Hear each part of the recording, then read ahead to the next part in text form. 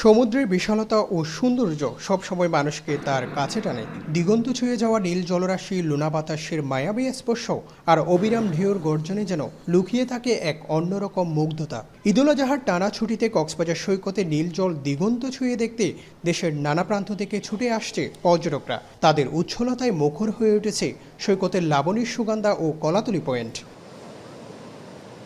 এদিকে পরিবার ও প্রিয়জনদের সঙ্গে সমুদ্রের ঢেউ উপভোগে মেতে উঠেছেন ভ্রমণ পিপাসুরা। কেউ বালুচরে হাঁটছেন, কেউ বিচ বাইকের গতিতে ছুটছেন সৈকত জুড়ে, আবার কেউ বা জেটস্কির জলকিলি কিংবা ঘোড়ার পিঠে চড়ে উপভোগ করছেন সমুদ্রের অপরূপ সৌন্দর্য।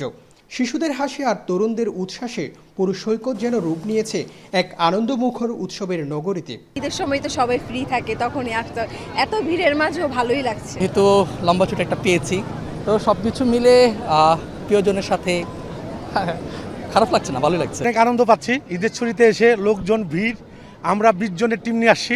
সমুদ্রে নামা পর্যটকদের নিরাপত্তায় সার্বক্ষণিক দায়িত্ব পালন করছেন লাইফগার্ড সদস্যরা। ঝুঁকিপূর্ণ এলাকা সম্পর্কে সতর্ক করার পাশাপাশি নিরাপদে সমুদ্র স্নান নিশ্চিত করতে কাজ করছেন তারা। আমরা চেষ্টা করছি আমাদের আয়তের ভিতরে রাখার জন্য। আমরা একটা লাল হলুদ ফ্ল্যাগ ইউজ করি, ওই দুই ফ্ল্যাগকে মাঝখানে রাখার জন্য চেষ্টা করছি। এদিকে কক্সবাজারে লাখো পর্যটকের ঢল নামার আশা ব্যবসায়ীদের। এখন পর্যন্ত 30 থেকে 60% হোটেল বুকিং হয়েছে। আগামী কয়েকদিনে পর্যটকদের সংখ্যা আরও বাড়বে বলে আশা করছেন সংশ্লিষ্টরা। আমরা আশা করতেছি আগামীকাল থেকেই পর্যটকের সংখ্যা বাড়বে এবং 31 তারিখ 1 তারিখের দিকে হয়তো এটি শতভাগ বুকিং হবে বলে আমরা মনে করি।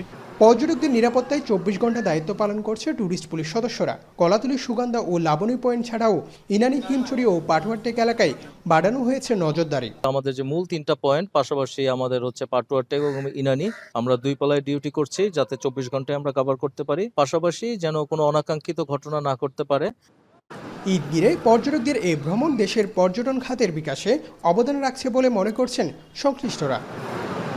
মোহাম্মদ মুর্শেদ, এখন কক্সবাজার।